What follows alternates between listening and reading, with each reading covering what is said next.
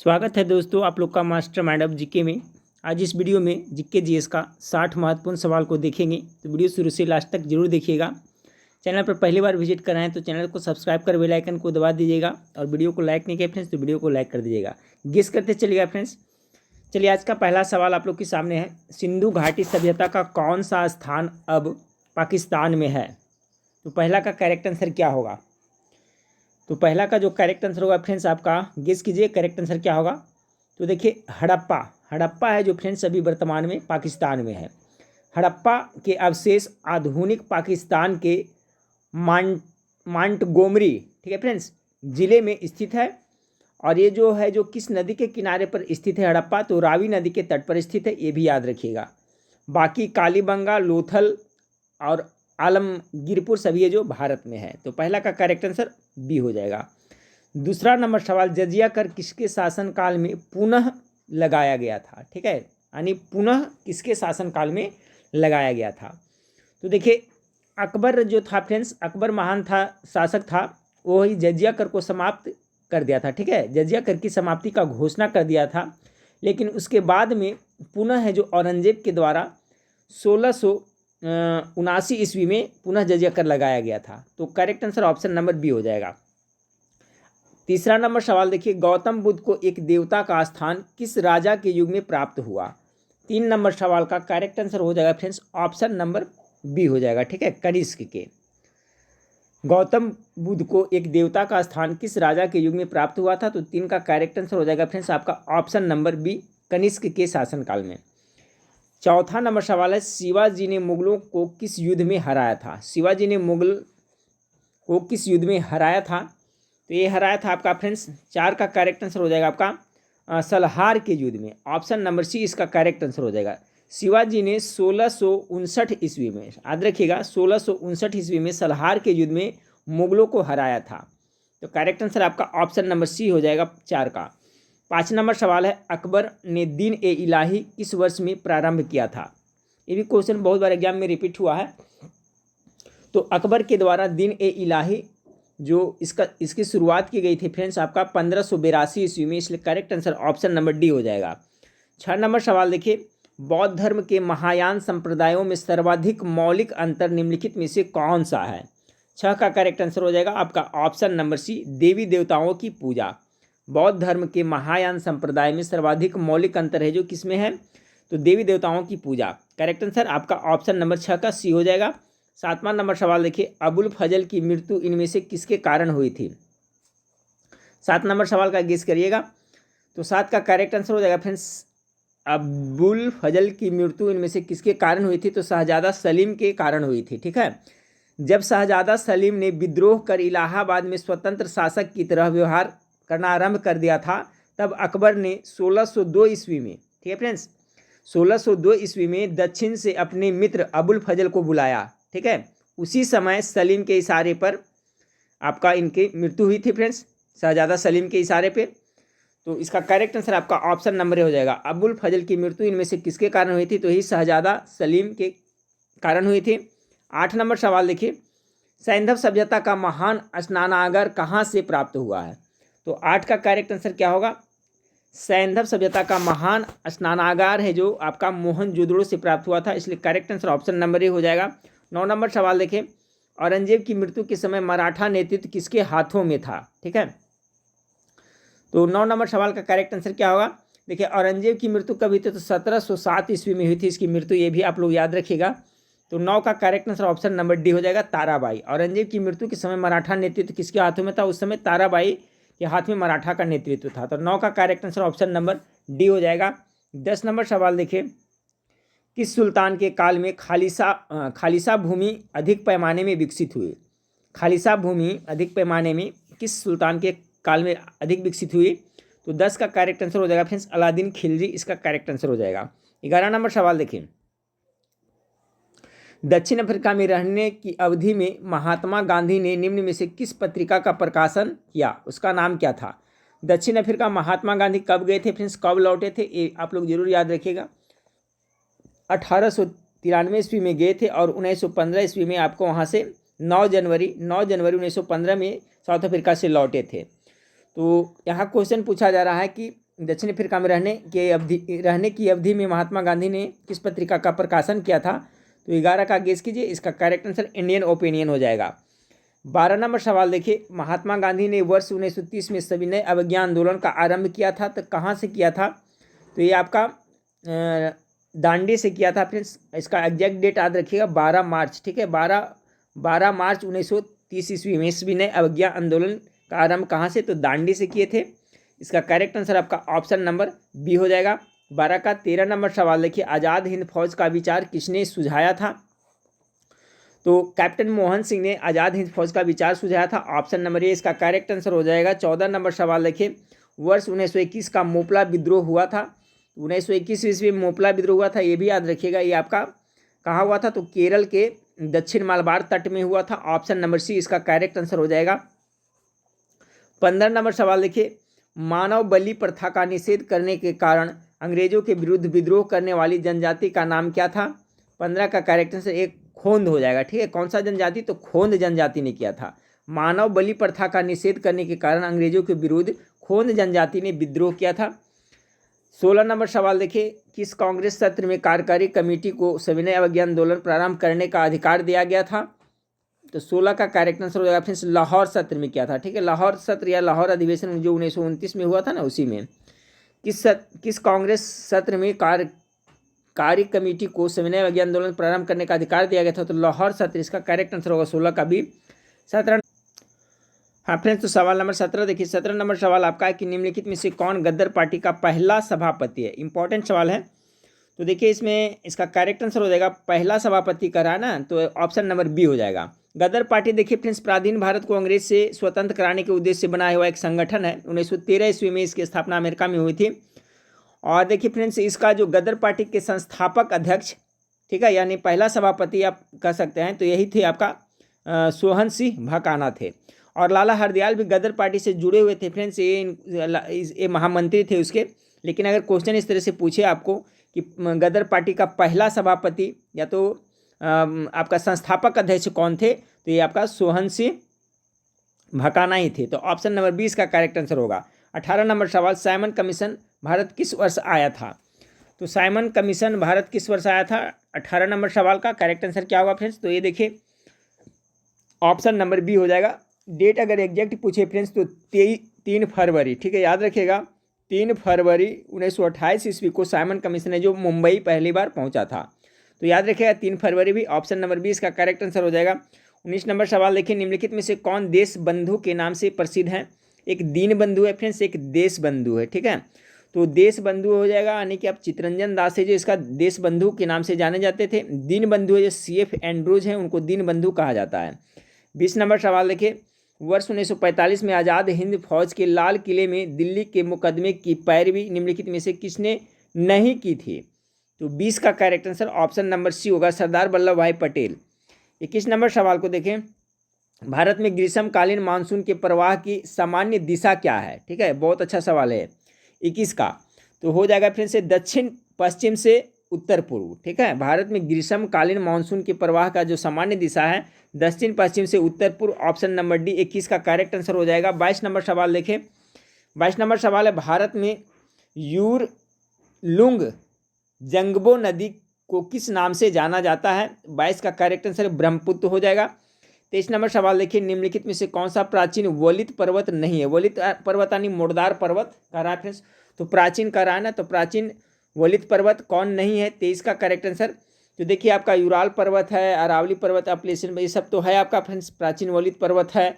जबकि एंडीज पर्वत है जो आपका प्राचीन वलित या मुर्दार पर्वत नहीं है, एंडीज पर्वत। तो 23 का करेक्ट आंसर हो जाएगा ऑप्शन नंबर सी हो जाएगा। देखिए यूराल पर्वत हो गया फ्रेंड्स, अरावली पर्वत हो गया, फिर आपका अपलेशियन पर्वत, सभी प्राचीन वलित पर्वत का उदाहरण है।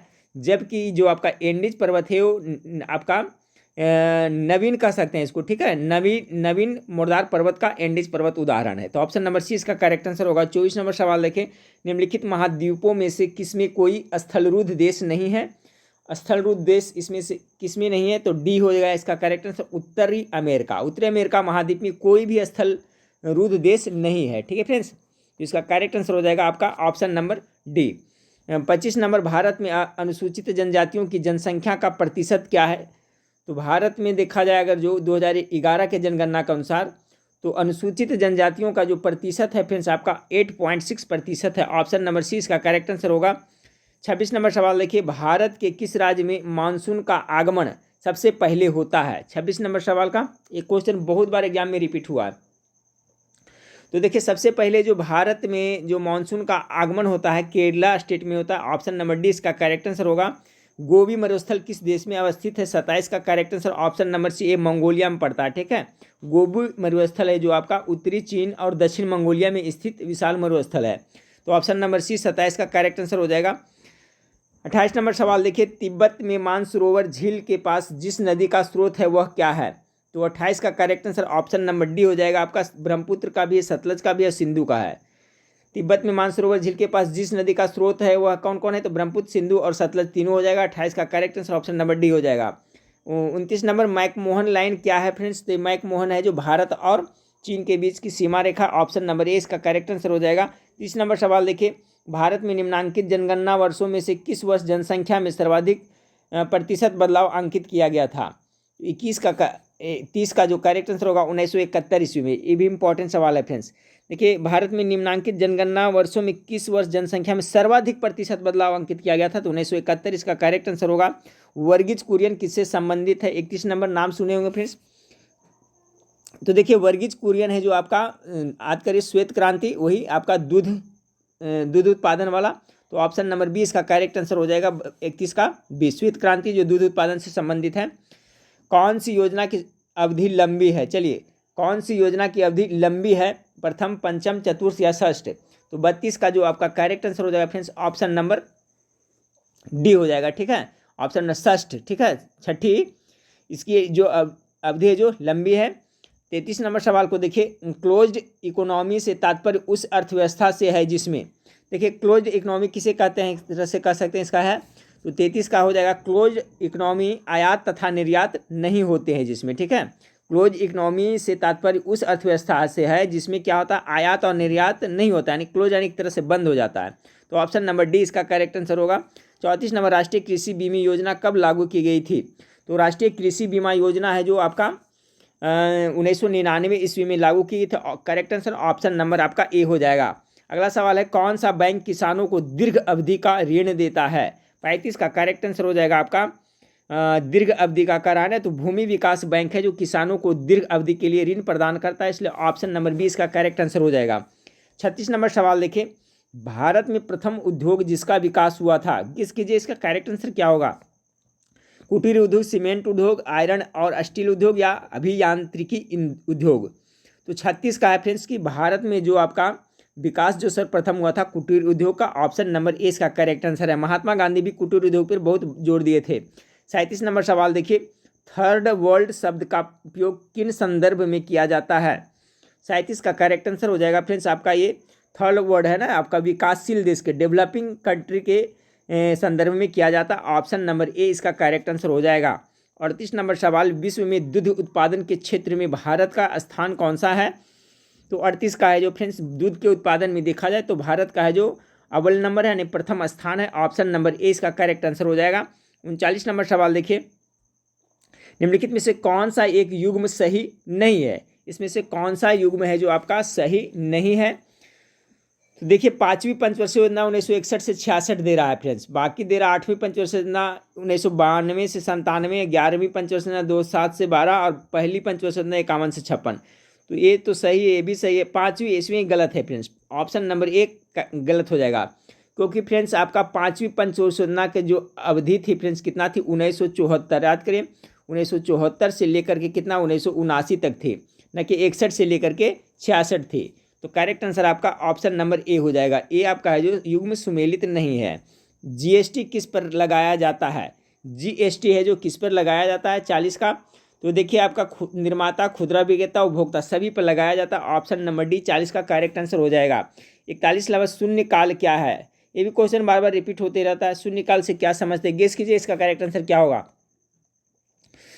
तो देखिए शून्यकाल से गेस कर लिए होंगे फ्रेंड्स, तो इसका correct answer option number C हो जाएगा। जब सदन में सामाजिक महत्व के मामलों पर अध्यक्ष की पुनरावृत्ति के बिना विचार होता है। ठीक है, तो 41 का करेक्ट आंसर सी हो जाएगा। जैसे भारतीय संसद की सत्र बैठक के दौरान प्रश्नकाल के ठीक बाद के समय अर्थात दिन के 12 बजे अर्थात 12 बजे से 1 बजे तक काल को शून्यकाल कहा जाता है। ठीक है फ्रेंड्स, तो इसका जो ऑप्शन दिया है फ्रेंड्स इस हिसाब से आपका यही होगा।